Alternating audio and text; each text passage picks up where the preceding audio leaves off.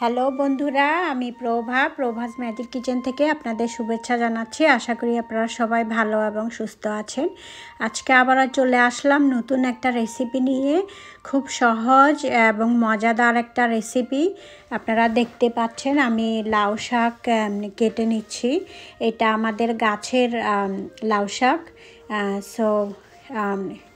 আপনাদের সাথে আমি রেসিপিটা শেয়ার করতে চাই, কিভাবে অল্প মশলা দিয়ে এই গরমের জন্য তরকারি করা যায়।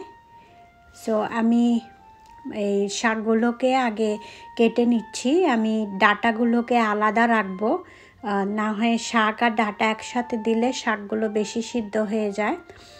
আমার শাকগুলো কাটা হয়ে গেছে, দেখেন আমি আলাদা আলাদা করে কেটে নিয়েছি। একটা কড়াইতে আমি পরিমাণ মতো তেল দিয়ে দিয়েছি। শাকের জন্য কিন্তু খুব বেশি তেল লাগে না। এখানে আমি মিডিয়াম সাইজের একটা পেঁয়াজ কুচি করে দিয়ে দিয়েছি। 2 মিনিট পেঁয়াজটা ভাজার পরে আমি এখানে 4 থেকে 5টা কাঁচামরিচ চিড়ে দিয়ে দিব। দিয়ে দিয়েছি 3 কোয়া রসুন কুচানো, হলুদ আধা চায়ের চামচ, জিরা আধা চায়ের চামচ দিয়ে আমি মশলাগুলোকে একটু করে কষিয়ে নিব।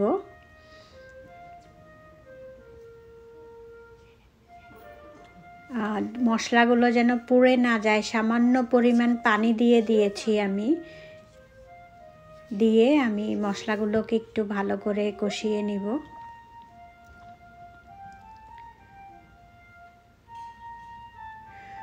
মশলাটা মোটামুটি কষানো হয়ে গেলে আমি এখানে একটা বড় সাইজের আলু লম্বা লম্বা করে কেটে নিয়েছি। আলু আর লাউ শাকের ডাঁটাগুলো দিয়ে আমি 3 থেকে 4 মিনিট একটু কষিয়ে নিব, তাহলে আলুর যে কাঁচা গন্ধটা থাকবে না। আমি লবণটা দিতে ভুলে গিয়েছিলাম, আমি এখানে 1 চায়ের চামচ লবণ দিয়ে দিলাম।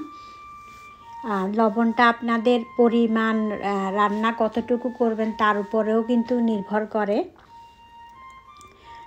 3-4 মিনিট আমি মশলাটাকে আলু আর ডাঁটার সাথে ভালো করে কষিয়ে নিয়েছি। এখন আমি আস্তে আস্তে শাকগুলোকে দিয়ে দিব।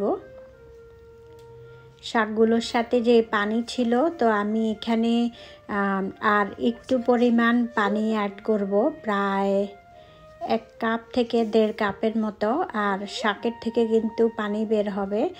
আমি এখানে মাছ আজকে, আপনারা চিংড়ি মাছ দিয়েও রান্না করতে পারেন। আমি তেলাপিয়া মাছের মাথা, 2টো মাথা আমি ছোট ছোট করে কেটে ভেজে নিয়েছি। আপনারা যে কোনো মাছের মাথা দিয়ে করতে পারেন। শাক কিন্তু মাছের মাথা দিয়ে বেশি ভালো লাগে। যারা কাটা খেতে পারেন তারাই এটা মাছটা ভেঙে দিতে পারেন। যদি কাটা বেছে খেতে না পারেন তাহলে চিংড়ি দিয়ে রান্না করলেই ভালো। মাছটা দেওয়ার পরে আপনারা দেখতে পেয়েছেন আমি ঢাকনা দিয়ে রেখেছিলাম প্রায় 4 মিনিটের মতো, কারণ এই শাকটা হতে খুব বেশি সময় লাগে না। ঢাকনাটা উঠানোর পরে আমি আলুগুলো প্রায় 70% হয়ে গেছে। শাক তো হয়ে যাবে খুব তাড়াতাড়ি। শাকটা যেন সবুজ সবুজ থাকে। খুব বেশি ঢাকনা দিয়ে রান্না করলে কিন্তু শাকের কালারটা চলে যায়। অনেকেই কিন্তু একটু সবুজ সবুজ থাকলে দেখতেও সুন্দর, খেতেও ভালো লাগে।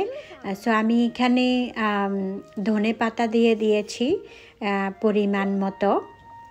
ধনে পাতাটা শাকের স্বাদ আরও বাড়িয়ে দিবে।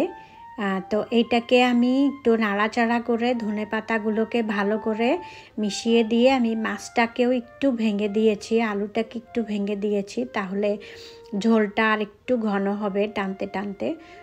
এখন আমি সবগুলো উপকরণ একসাথে মিক্স করে, আর আমি ঢাকনা দিব না, এটা আমি মিডিয়াম জালে আরও 5 মিনিট রান্না করব। তাহলে শাকের আর কালারও নষ্ট হবে না, স্বাদও নষ্ট হবে না। এইভাবেই অল্প মশলা দিয়ে হয়ে গেল আমার লাউ শাক রান্না। আশা করি আপনাদের ভালো লেগেছে। যদি ভালো লাগে অবশ্যই আমার চ্যানেলটি সাবস্ক্রাইব করে আমার চ্যানেলের পাশেই থাকবেন। অবশ্যই আপনারা এই রেসিপিটি ট্রাই করবেন, কারণ অল্প মশলা দিয়ে শাক রান্না করা কিন্তু অনেকেই রান্না করতে পারে না। এইভাবে যদি রান্না করেন আপনারা শাক দিয়েই শুধু গরম গরম ভাত খেয়ে উঠতে পারবেন, আর কোনো কিছুই ধরা লাগবে না। সো আজকে আর এই কথা বাড়াবো না। যারা এতক্ষণ চ্যানেলের সঙ্গে ছিলেন তাদেরকে অনেক অনেক ধন্যবাদ। আবারও দেখা হবে নতুন কোনো রেসিপি নিয়ে। ততদিনে সবাই ভালো এবং সুস্থ থাকবেন।